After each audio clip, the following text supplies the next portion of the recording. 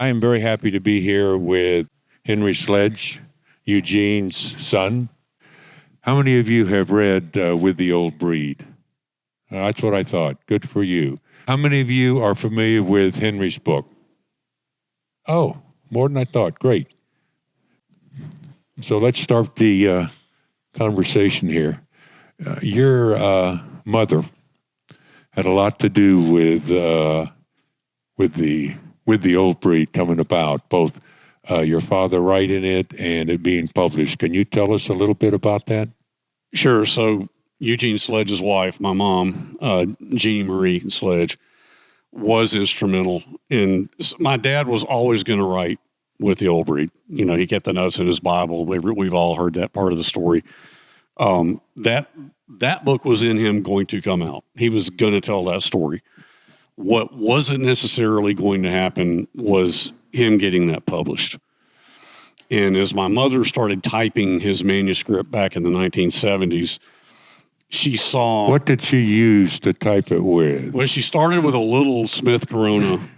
I'm glad you asked that, because, that little Smith Corona, my brother has that typewriter, and I want to keep that in the family. But that, I still remember, you know. And then she switched to a SE electric typewriter later on. This is way before iPads and computers and all that. But she started typing his handwritten manuscript, and she saw the emotional power of it. And she said to him, "I think you should consider getting this published." And being the self-deprecating guy that he was, he said, "I'm writing this for the boys. I'm writing this for John and Henry. Who in the hell would want to read it?" And that really was his attitude. I mean, getting a thing published and knowing that one day, it's like 44 years on, I'm sitting here, his son is sitting here with the former commandant of the United States Marine Corps in front of all these lovely people, some of whom were involved in the wonderful Pacific ministry. You know, it's really extraordinary. I don't think nobody in the family foresaw any of that. And I hope I didn't get ahead of your question. But no, but I'm going to interrupt you for a minute. Please do. When the book came out, every single Marine I know got it, read it, especially those guys that had been in Vietnam. We completely understood it and said, finally, someone has said what it is like to be on the battlefield and with your buddies. Most of my colleagues have read it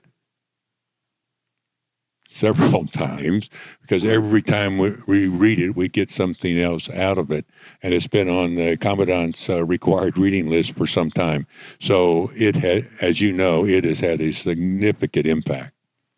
The Marine Corps was pretty quick to embrace it. And I think they recognized the kind of guy that my dad was, you know, the fact that he was a biologist, a PhD trained scientist, that really intrinsically didn't have anything to do with it. But the man was the kind of guy who, if he was going to write something, he was going to verify it, double verify it. He communicated a lot with his former K Company buddies to make sure that he told the story accurately. Because he knew that Marines that he served with on places like Peleliu and Okinawa would read this, and he wanted to make sure he told it right. And so, the Marine Corps was pretty quick to embrace it. And I think it's wonderful that Steven Spielberg and Tom Hanks come along years later and do something like the Pacific. It's wonderful that Ken Burns in 2007 did The War, which featured Eugene Sledge in Mobile, among others. But the thing that meant more to him than anything was the approval, the imprimatur, if you will, of the Marine Corps.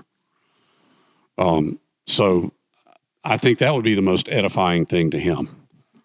But there's also been an approval by another category of individuals, and that's the historians. As Rich Frank has said, generations from now, if people want to know what it was like to be on an island in the Pacific during World War II so long ago, the first book they're going to pick up is With the Old Breed. Well, and Richard, of course, is a dear family friend, a dear personal friend. He wrote the foreword to my book, which I was honored by, because it's not like he's sitting around looking for things to do. But yeah, my dad thought very highly of Rich, and I've got the copy of Guadalcanal that Rich got published in, I think it was 1991 or two, massive book that Rich signed for my dad. So they thought very highly of each other. But yeah, the historical community embraced With the Old Breed, which was a very easy thing to do, because with the meticulous research that my father did, at a very high academic level, it can be appreciated. To speak on a more visceral level, to know that, I mean, years ago, With the Old Breed was compared to All Quiet on the Western Front. I had to read All Quiet on the Western Front when I was in the 9th grade. You know, it's really it's a humbling thing. But you took the manuscript. I think your father's book is about this size. It published out at 312 pages. And the manuscript is how many pages? Well, yeah. So the story, if we're getting into how my book came yes, into we being, are. My mother inspired me to go to the archives at Auburn University and get access to the original unedited manuscript of his book, because we as a family knew that a lot had been edited out when With the Old Breed got published by Presidio Press. The original manuscript that I'm just going to simplify this, because there's a whole process that I'm sure would be really boring to go into, because it took a while to get it all. But the manuscript I used for my research in my book was 820 pages long, typewritten pages. Okay. And then, so I sat down in November of 2021 after I got that from Auburn University's archives, and I sat down with the Old Breed over here and that here and highlighters, and I tried to get pretty granular. You know, if it didn't get published with the Old Breed, then I highlighted it to use for my own project, which was to bring to life that material. And I think I went through like 5 highlighters. It took several months to go through every bit of it, you know. Well, you did an impressive, in my opinion, you did an impressive job, and you brought your father even more alive than in With the Old Breed, with some of the background you took out of that, and especially some of the stuff that was going on at home. So thank you for that. Let's talk a little bit about With the Old Breed. One thing in my mind that comes out when you read that is your father's humanity, and I've talked with a lot of people, and they've got the same thing out of the book. Can you give us some examples on that and some comments on that? Yeah, that comment right there, I do remember a conversation between my mom and my dad. Somebody at a fairly high literary level had written him a letter espousing the virtues of With the Old Breed. And she was reading this to him, and he's sitting there just listening to it.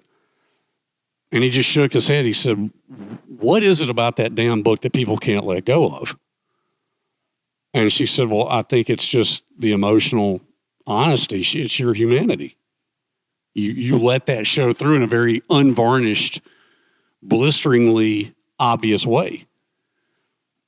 And he's just like, "Okay, whatever." But yeah, I mean, so that facet right there, even Bruce McKenna, my friend who was instrumental in the Pacific, you know, he and I've had that very same conversation, you know, and Bruce is a guy who would recognize this, because I said, what is it about there's some great memoirs out there. I love World War II history. I've read many books, and there's some great ones out there. And I'm continually amazed at the accolades. I mean, not that I'm surprised by it. I understand it, but it's still an honor when I see what people say about With the Old Breed. And, you know, Bruce said, we were on a podcast together, and he said he doesn't blink.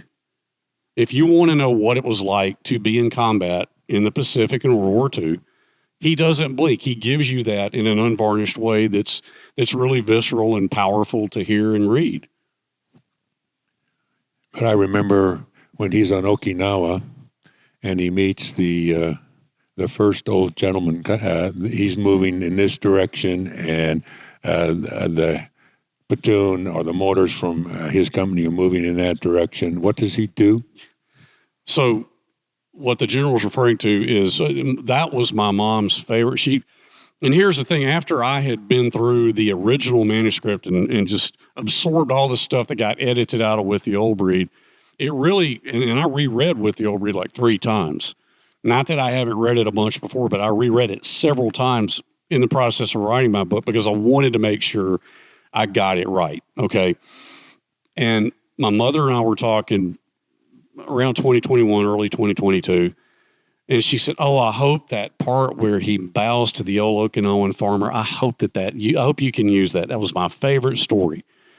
And that got edited out of With the Old Breed. But what you're referring to is when the Marines are passing through a certain section of Okinawa, before they got down south and it really got bad, you know, they're passing these constant lines of refugees coming past them. And these people are destitute, they're wearing rags, they're filthy, they're terrified. And you know, my dad, speaking to his humanity, he was the kind of guy that would see that, and that bothered him. And so, you know, because these were peaceable people whose homeland had been invaded by this horrific war that's literally blowing their houses up around them. And he sees this old man coming toward him, and the guy's he's hungry and he's scared, and he's got fear in his eyes. And I was so glad this got edited out of With the Old Breed. So the man, he comes up to my dad, and, you know, they're all the guys that got their battle gear on, and they're just trudging through the mud. And the guy bows to him. And my dad just stops and looks at him, and he bows back. And he said it was this electrifying effect. This man's face lit up. He smiled. He looked happy. He looked right. Like my dad said, it warmed his heart to see the way this old man, like this helmeted conqueror, you know, because these Marines, I mean, they're filthy, they're bearded, they're about to it's about to get even worse. And they got all their gear with them. And here this one guy bows to him. And they end up bowing to each other like 5 times. And, you know, a guy in the back's like, "Sledgehammer, you go get these guys back. Get the hell out of the way, you know, move on. So, and then the old lady behind him does the same thing. So it was just this really heartwarming moment that kind of stripped away the military aspects of what was going on at that point on Okinawa. But my mom loved that part of it because it just spoke to the humanity of my dad. Well, I actually think it's a really great part. We talked earlier this morning about telling stories and how what an individual decides to do can change history. And him bowing to those individuals and them leaving happy, relieved, he changed those individuals right then. And not only at that moment, but how they saw the Americans. So individual action, if you treat human beings like human beings, and I agree, that really shows his humanity. What about his comments on, he was always with his guys, he was very proud of what they did, but he hated the killing. Any comments on that? Well, I mean, it was, okay, we'll just talk about the part on Ingusibus when they take the bunker. I remember being a kid reading the description of, because that was the first Japanese soldier that my dad killed close enough to look in his eyes, okay? To be 15, 16 years old. And I'd already talked to him about most of what was in With the Old Breed from reading the pages as my mom's typing them when my brother and I were kids. But I remember talking to him about that. And then to read it when it was published and him describe the look of agony on the Japanese soldier's face as he's trying to activate a grenade, you know, the percussion cap on his helmet to throw it at my dad, you know, the rest of the guys when they breach it with that LVT 75. And the Japanese soldier stumbles out of that bunker opening, and my dad swings his carbine up and just starts squeezing off shots. And he describes the revulsion he felt at the look of agony on the man's face when he saw his rounds impacting his chest. I felt incredibly proud of my dad for doing his job, and yet I knew him to be the kind of man who took no pleasure in that. And then if you skip ahead to a very personal story toward the end of my book, if you want to talk about when I asked him. Sure. Yeah, so a really meaningful conversation I had. I went in his study one day and I sat down and I said, Dad, how many, my dad referred to them as Japs. I know we don't do that anymore, but, and I said, how many Japs did you kill in World War II? And, he didn't just give me an answer. He knew what I wanted. I wanted to know how many he personally pulled the trigger on. But he looked out the window and starts expounding on, the aspects of a 60 millimeter mortar and the effectiveness of firing into a defilade and when they had them pinned up, and all that. It was all great information, but that's not what I was looking for. And he knew that. And after he finished with his description, he just kept looking out the window. And then he just turned and looked at me and he gave me the answer. And as I said, it wasn't a huge number, but my brother, my mom, and my wife are the only people who know what he said. Oh, and in the book, in Henry's book there, do blank line and blank line. So no one else knows. Yeah, because he just said blank, maybe. I mean, he gave me the number, but yeah. But it was just the matter-of-fact way that he said it, the very dispassionate way that he gave me the answer to that question. And let me just say this. I absolutely hate it when I hear people ask veterans, did you ever kill anybody? Because that is a very disrespectful question. You have to understand something. I had a relationship with my dad that I could ask that question because he knew that I had read a lot about World War II. He knew how I felt about his service, and he knew that I was not asking that question lightly or out of any desire for sensationalism.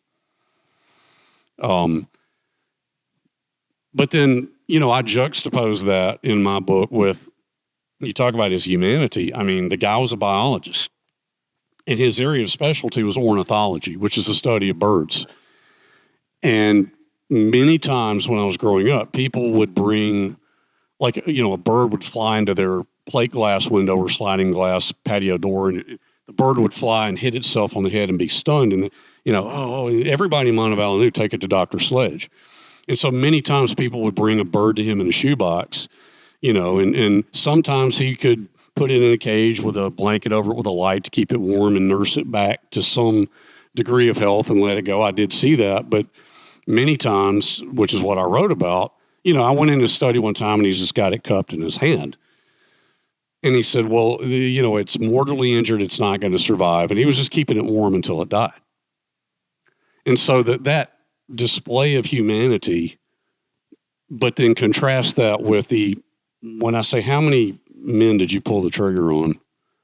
I mean, that was a pretty stark difference, and it really stayed with me. And like I said, don't ask a veteran how many, that is so, but yeah, if you knew the relationship of what I had with my dad, it's understandable.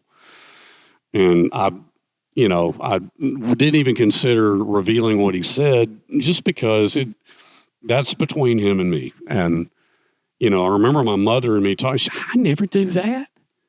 And I said, well, Mom, I asked him. He's not going to tell you. I asked him. I never do that.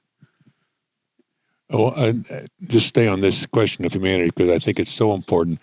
In my opinion, there's no such thing as a glory battlefield. Because killing occurs out there. There are exceptional actions by individuals, as shown in King Company or K Company or now Kilo Company, and what they did and should be recognized. But can you talk a little bit about when they wanted him to apply for officer training? Yeah, so after Peleliu, 1st Marine Division goes back to Pavuvu to rest, refit, and train up for the next operation. He was asked to interview for potential officer training. And a lot of this got edited out with the old breed. Which was great. I was able to use some information for my purposes.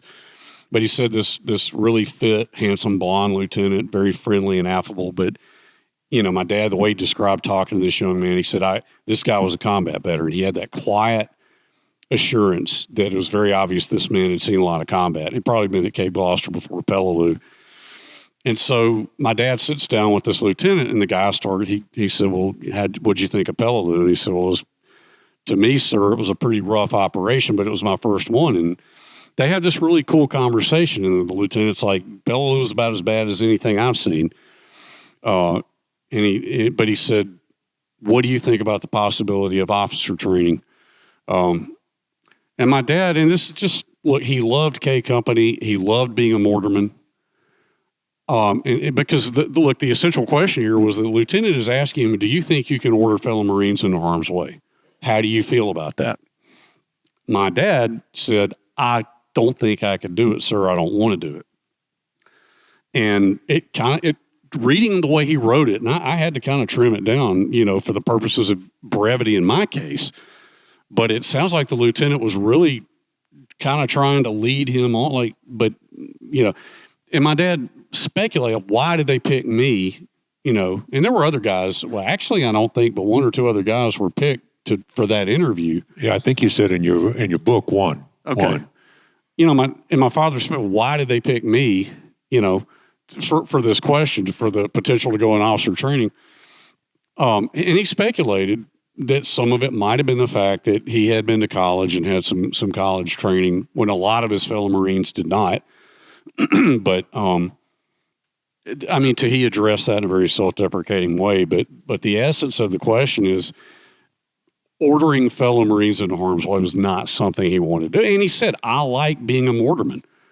I love the guys in K Company. And I think if he had become an officer, he would have had to go to a different unit. I'm not sure about that. I think that's the case. I don't know. I think if you were an enlisted man in a certain company and you became an officer, you had to go to a different company. When I think about it, probably so, because the relationships you've already built up there. Right. So he didn't want to leave K Company.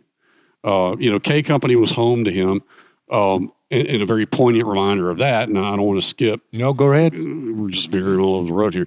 When they're on Peleliu, pretty early in, and they take the patrol into the mangrove swamp. And it's a 40-man patrol. They got a machine gun, a couple of BARs. Like I said, about a 40-man, they got a war dog with them. They portray this in the Pacific, but they change it a little bit. But they go out into that mangrove swamp, and I've been to that swamp on Peleliu. It's a pretty moving place to visit. But he describes, the G2 wanted him to go out there and look for possible additional Japanese formations coming down from the north. They were basically, as he found out from I think it was Johnny Marmette later after the war, they were basically a sacrificed death patrol. They were sent out there to be sacrificed if necessary to probe the enemy defenses. But he describes all the guys who were on the patrol gearing up, passing through K Company lines. And he said, I felt like a little kid leaving home for the first time going to summer camp. And he said, I realized K Company is home. And of course they're out there for one night, and it's a pretty rough story, which they do portray in the Pacific. But well, I think anyone who has been on the battlefield and been with the unit, there is a certain bonding that occurs there, at least in the good units, that is unbreakable, not only there, but even after you get out, as I think from the way he stayed in contact with the people in K Company. Well, yeah, so some of those K Company Marines, their names are, Snafu and Haney, Bill, those names, Akak, Captain Haldane, which of course Captain Haldane was tragically killed October 7th, 1944, but Stumpy Stanley, those guys, those names are interwoven with the fabric of my childhood. He stayed in touch with those guys. As he was writing with the Old Breed, there were many, many late night phone conversations to the chagrin of my mother. One of those guys would call and he'd get on the phone and be on the phone for hours. And it really was a cool thing because it kind of speaks to how I'm fortunate that here's a guy who saw and witnessed what he did. And it was really traumatic in a lot of ways. And he had a lot of stuff to sort out and deal with, like every veteran does when they come home. But my window into that really was a positive thing, just because he was determined to compartmentalize that and deal with the bad stuff in his own way. But I want to speak to those veterans. You could hear him just guffawing on the phone talking to Snafu or somebody about. So that's a really cool memory I have of late night phone conversations. That looking back on it, I wish I had listened in on. and I was too young to really care to that level. Talking about Snafu, and we're going to steer all over the road here. Thanks, Sledgehammer. There are no boundaries. It's all pavement to like a runway, so we can go wherever we want. Talking about Snafu, I assume everyone knows what Snafu stands for, right? Well, the kid-friendly version is situation normal, all fouled up. That's the way my dad said it to me. he wouldn't say it the real way. So Snafu was the motor leader. Can you tell us some of the stories from his time with following Snafu? Yeah, so Snafu was Mariel Shelton from Hammond, Louisiana. I only met Snafu one time, and I was like 20 years old at that point. But I grew up hearing that name Snafu. I heard it a billion times, and I knew pretty quick. I mean, that was his foxhole buddy. They were together through a lot of stuff. When I met him, I'd come home from college. I'd see a car with Louisiana plates in the driveway, and I go in, and I saw strange cars there all the time, and it would be a Marine who had read Dad's book and wanted to meet my dad. I saw that a lot. But I think I knew that Snafu and his wife were coming to visit, but I walk in the house, and in the living room, there's this short, stocky gentleman, and this nice lady, and my dad said, "Snafu, this is my son, Henry. Henry, this is Snafu." And, and I knew who he was. And I said, "Hey, sir, it's a real pleasure to meet you." And, "Hey, Henry, I was your dad in the Marine Corps." And I wish I'd just sat down and listened to him talk. I think my parents went over to Louisiana to visit them one time. But heard about him a lot. Bill Layden, a rifleman from New York. Bill, just a wonderful guy. Brendan Fletcher played him in the Pacific. Bill was just he loved my dad. I mean, great guy Henry, I absolutely adored your father. To give you an idea of how well I knew Bill Layden, the day my dad died, Bill was the first guy I called. Stumpy Stanley, I had a conversation with Stumpy one time. Freddie Joe played him in the Pacific. Freddie Joe loves to hear this story. My parents were out of town. I'm in the garage working out. So I was probably like 18, 19 years old. And the phone rings. I go inside, and it's this gravelly voice, "Sledgehammer there."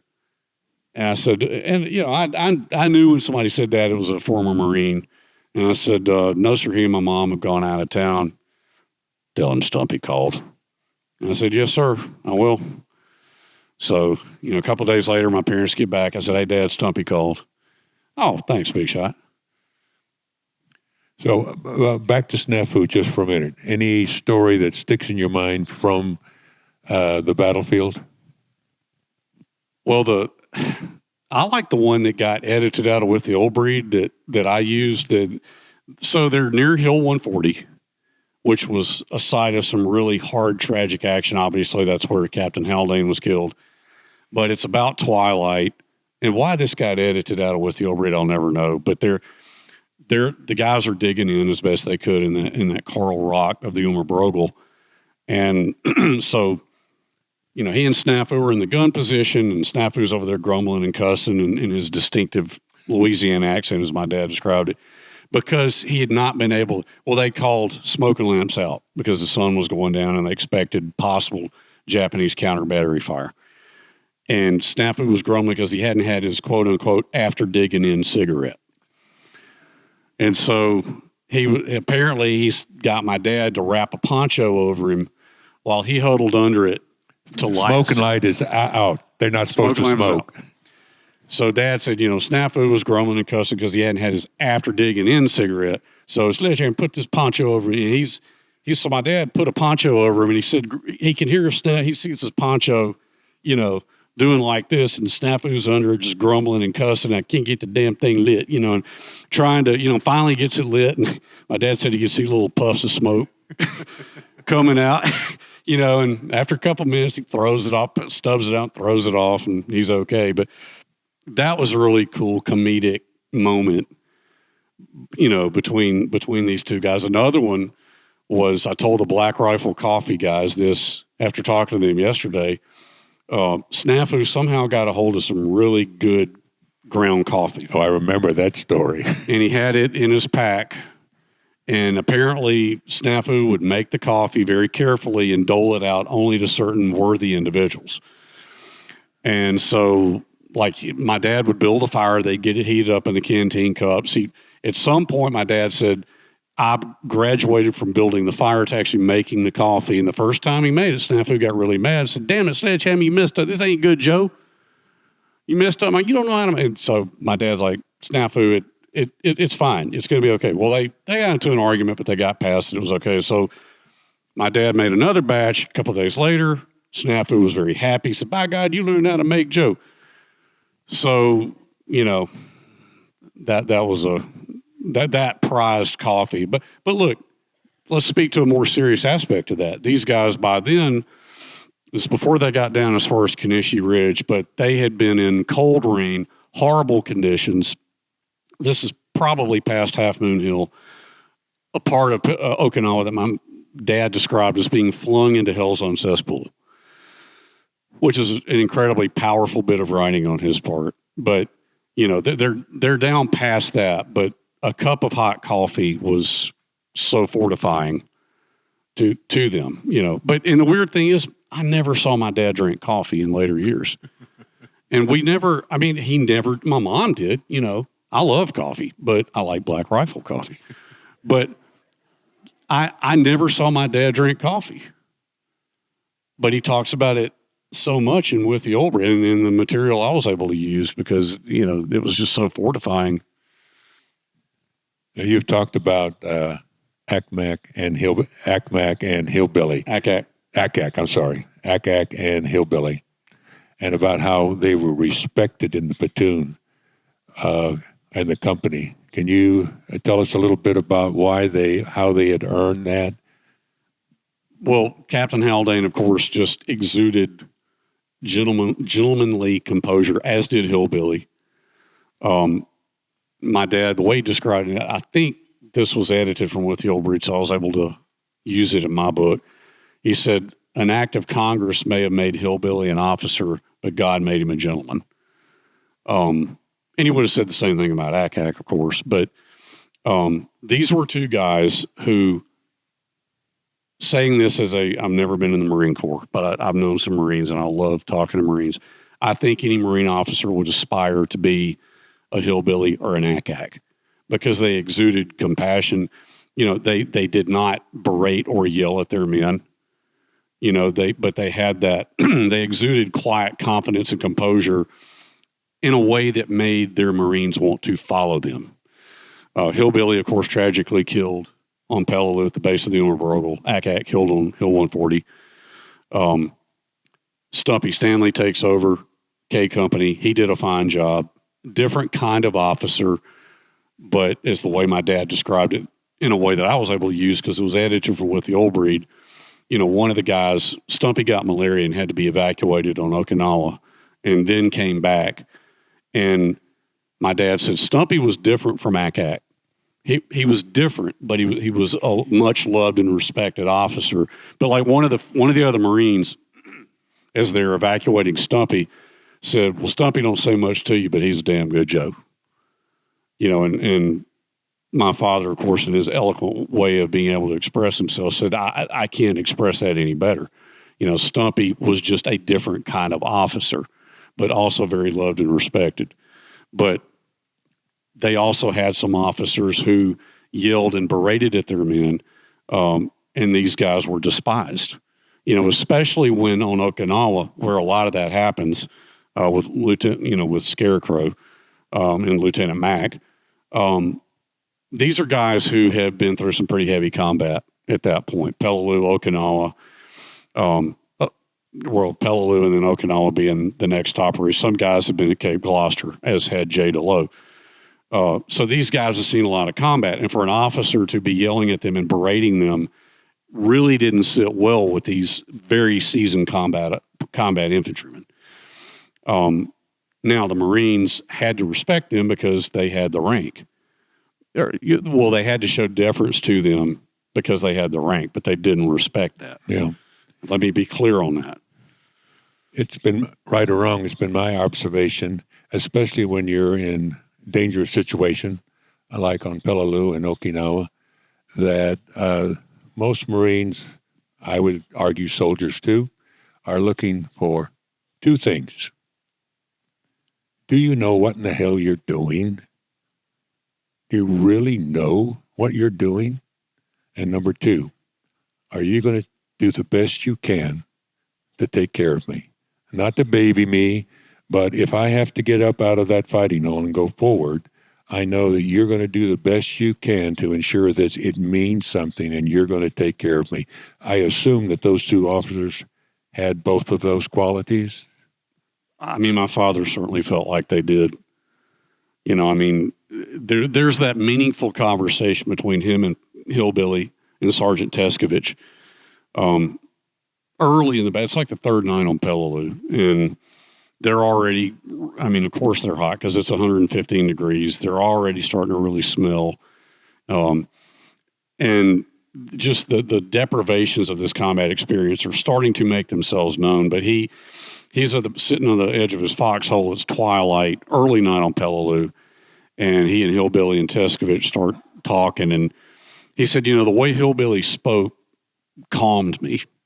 You know, he spoke optimistically that they would prevail on Peleliu, even though they'd seen some really, really, really, really bad fighting.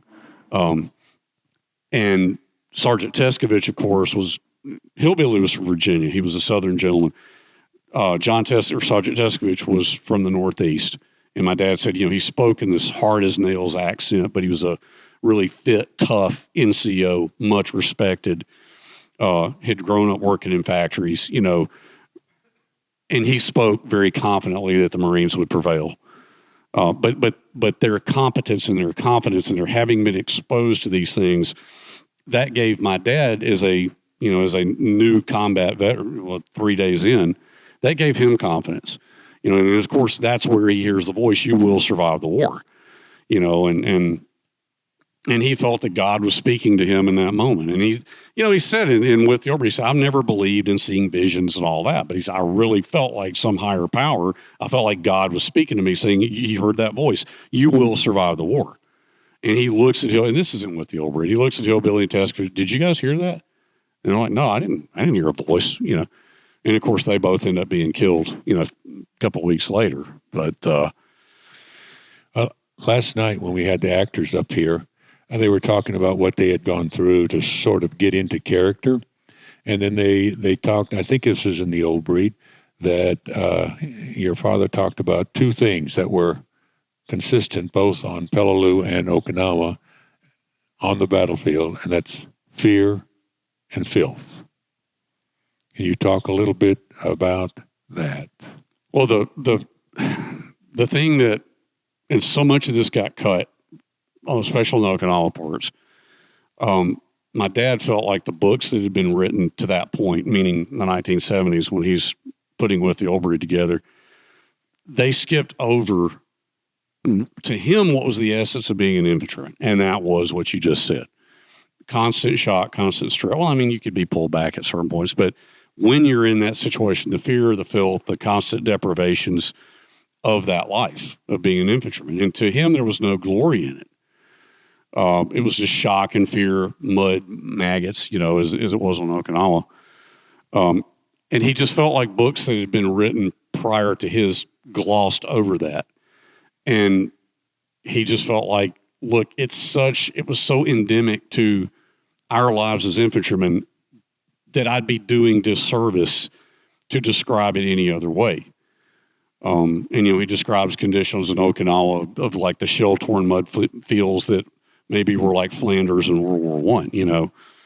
And he goes on and on and on. I mean, like when I'm researching the stuff that got cut from With the Old Breed, some of it just, you know, almost seemed like he was belaboring the point, you know. But, he said people think being in combat is dashing tales of bravado, and that's not what it is.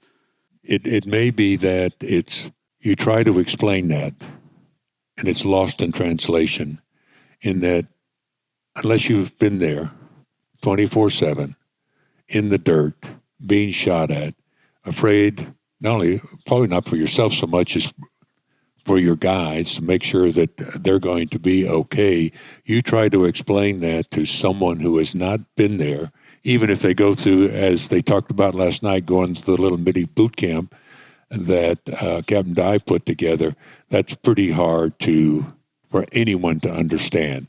And yet, my sense is he felt that was, as you just said, was really important because that's what he experienced. Absolutely. And I mean, to him, he would not watch war movies, because for so many reasons that we've already touched on. But I guess, that's why maybe when he finished writing that, supposedly just for my brother and me, that my mom convinces him to get it published, some of that is what drove him to say something like, who in the hell would want to read it? And yet the immediacy of it, the honesty of it, the horror of it. I've read things that people have said in comments that, like, I read that book and I was a mess for weeks. But he felt like it was a story. Like, if he was going to tell it, he was going to tell it right. Tell it accurately. Yeah, he was going to tell it the way it was. Your dad talks about how and I completely understand this, he really loved his comrades, his fellow Marines that he was with. And the last part of your book, you talk a lot about your relationship with him after he came home and while he was teaching. What was your sense on, what did he think about the Marine Corps in general, the training he had gone through, the imprint that the Marine Corps had left on him? He was fiercely proud of having been a Marine. The esprit de corps, the ethos of the Marine Corps.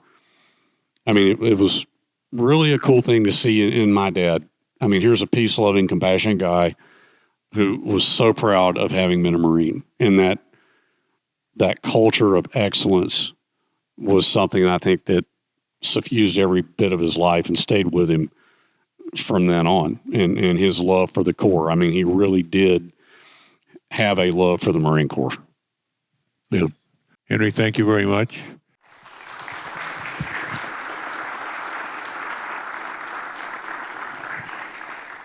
And especially thank you for taking that manuscript and the original book and putting them together. So, any questions? In the Pacific, your grandfather, the doctor, is portrayed as pretty torn about Eugene going into the war. Did you know him? What impact did he have pre and post war on your father? It seemed like a close relationship. They understood each other. Yeah, I will say the guy who played my grandfather did an amazing job. I did not know my grandfather. He died in 1953. I wasn't born until 1965, but I felt like I knew him because my dad talked about him so much. I think he was a very perspicacious, compassionate man, very smart, very successful doctor, very well respected. And my dad said he attributed the fact that he was able to reassimilate to peacetime because of my grandfather. So how surreal was it to see your dad portrayed in the Pacific? How well of a job do you think that Joe Mazzello did portraying your dad? And then did you have any input in the portrayal of your dad? It was very exciting and electrifying to see that done, which is exactly what I said to Tom Hanks when he asked me that. Because I was a big fan of Band of Brothers, big fan of Saving Private Ryan. I thought if anybody could do justice to my dad's book and that experience, it would be the Hank Spielberg treatment, if you want to call it that. So that was incredibly exciting. I thought the Pacific did a magnificent job. I love the Pacific. I thought Joe Mazzello did a fine job with a really tough role.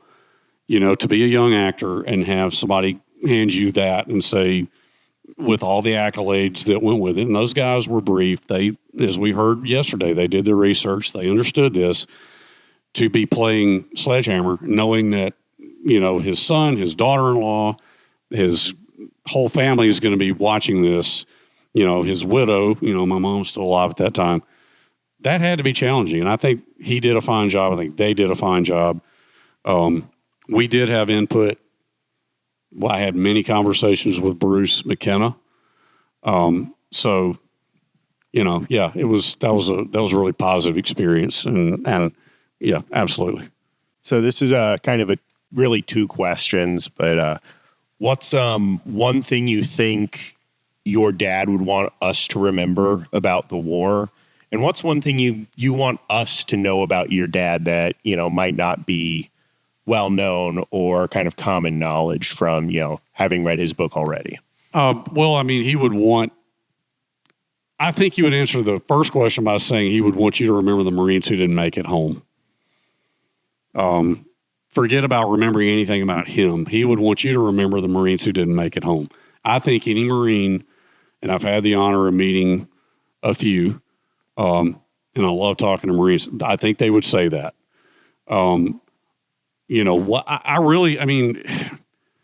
People ask me in doing research for this book, did you learn something about your dad you didn't already know? And I really didn't. It was just more of what I already knew, and I'm not trying to give short shrift to your question. It's just, it was just more of, what was already there. It was just more depth, more context, more detail. Hey there, sir. I understand that your father's brother also served in the war in the European theater. Did you ever talk with him much when you were growing up, and did he ever have wartime stories that he said in a different form than your father did? If you read my book, or maybe if you read it, the way I open it is my brother and me going to my grandmother's house in Mobile, and my brother said, let's go look at Uncle Edward's medals. So my dad's older brother was in the 741st Tank Battalion, served with great honor and distinction. He was my Uncle Edward. 3 Purple Hearts, a Bronze Star, and a Silver Star, a graduate of the Citadel. That's Eugene Sledge's brother. I don't have a lot of memories of my uncle. I love Sherman tanks. I love reading about the European theater. I really wish I'd had the opportunity to talk to him. He passed away when I was still pretty young, and my interactions with him were pretty limited, only when we went down there. But I've thought many a time I wish I could have talked to him about that. He got his Bronze Star the first night of the Bulge up near Wallerscheid on the northern shoulder. And he got it from leading his tanks on foot through minefields and through, the citation is so cool to read, through snowy, fire-swept roads to link up with the 2nd Infantry Division because their communications had been knocked out. That's how he got his Bronze Star. He got his Silver Star on D-Day at Beerville. His tank got knocked out by a Teller mine.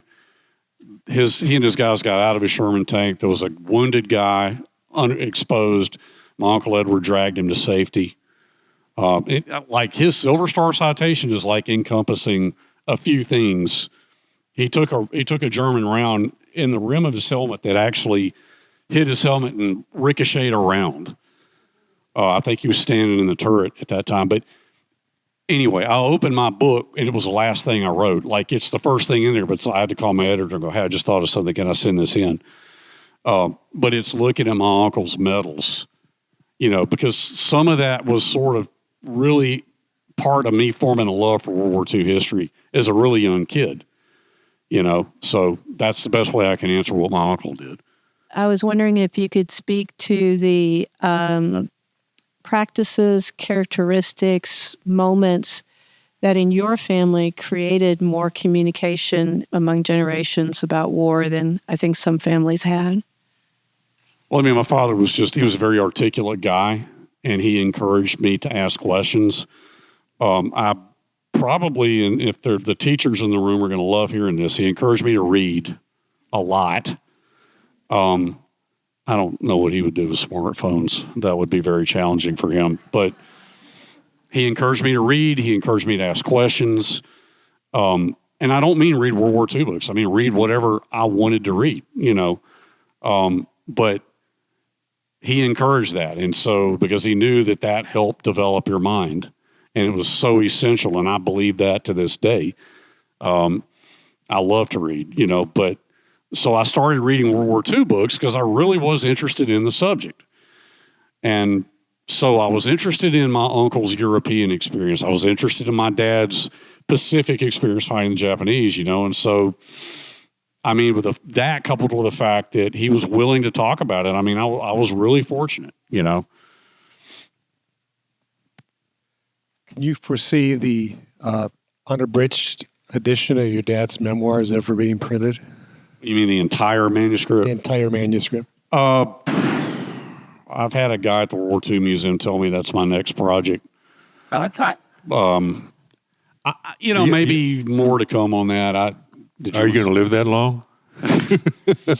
Well, I hope so. I mean, look, that's I cut a lot of stuff out, you know, because we had this conversation last night or yesterday, you know.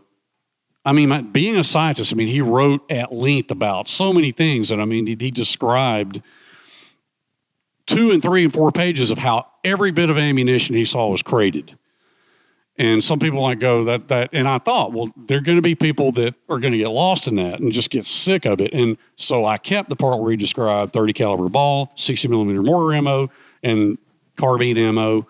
I kept those parts because he operated those weapons. And I said 60 millimeter mortar, but the point is, I mean, if you under fire on Okinawa and slogging through knee-deep mud, hey, and everybody humped ammunition. When it got bad enough, there was no distinction between ammo. Everybody humped ammunition if they had to. And so how it's created and packaged is going to be of extreme interest to you. There have been several points in this panel about how this topic has just touched so many generations. Can you share what it was like writing this as a son about your father while also being a father to your son? Well, it's so I think I remember, you know, sitting on the floor of his study while he's writing, looking at lifetime, you know, like the life pictorial history of World War II, you know, because I was so interested in the pictures of that book. And I remember going through that in George McMillan's book, The Old Breed, which is about, not to be confused with the title of my book, which was the unit history of the 1st Marine Division.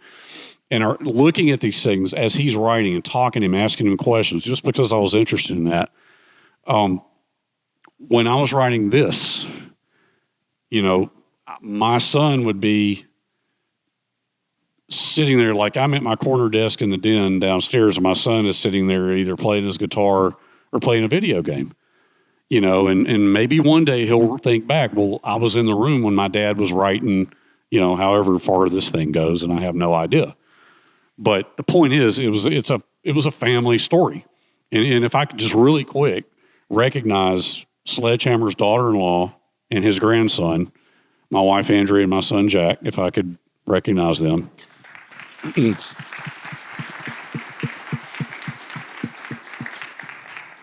have a question. Did you, by chance, talk with Sydney Phillips about anything with their relationship in the war, or were they there that long? Yeah, so I reconnected with Sid in the early 2000s when The War by Ken Burns was being made.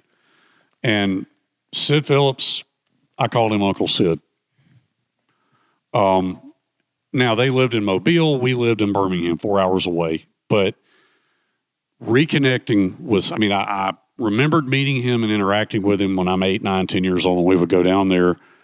And then we reconnected when The War was being made in the early 2000s, which by then I had a really passionate interest in the subject. And so, yeah, I mean, I remember sitting there talking to him about, I want to know more about Cape Gloucester, because he was at Gloucester, which is before my dad went in.